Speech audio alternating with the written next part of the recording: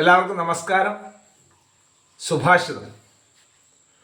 പുഷ്പേഷു ജാതി പുരുഷേഷു വിഷ്ണു നാരീഷു രംഭ നഗരീഷു കാഞ്ചി നദീഷു ഗംഗ നരവേഷു രാമ കാവ്യേഷു മാഘ കവി കാളിദാസ.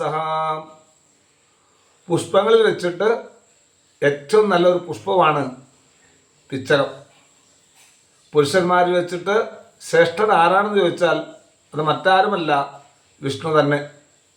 സ്ത്രീകളിൽ വെച്ചിട്ട് ഏറ്റവും സുന്ദരിയായ സ്ത്രീ എന്ന് പറയാൻ രംഭയാണ് ഉത്തമം. നഗരങ്ങളിൽ വെച്ചിട്ട് ഏറ്റവും ശ്രേഷ്ഠമായ നഗരം ഏതാണെന്ന് ചോദിച്ചാൽ കാഞ്ചി. കാഞ്ചി കഴിഞ്ഞിട്ട് മറ്റ് നഗരങ്ങൾക്ക് സ്ഥാനമുള്ളൂ എന്നർത്ഥം. നദികളിൽ വെച്ചിട്ട് ഭാരതത്തിൽ അനവധി നദികൾ ഒഴുകിക്കൊണ്ടിരിക്കുന്നുണ്ട്.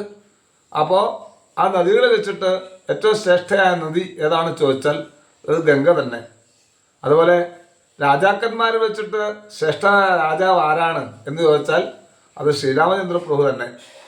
കാവ്യങ്ങളിൽ വെച്ചിട്ട് മാഘമാണ് ഏറ്റവും ശ്രേഷ്ഠം. കവികളിൽ വെച്ചിട്ടാണെങ്കിൽ കാളിദാസനും. ഇവരതെല്ലാം ശ്രേഷ്ഠത ഉള്ളതാവുന്നു എന്ന് നമ്മൾ മനസ്സിലാക്കുക. ഇത് പ്രസിദ്ധമായിട്ടുള്ള ഒരു ശ്ലോകമാണ്, മിക്കവർക്കും അറിയാവുന്നൊരു ശ്ലോകം കൂടിയാണ്.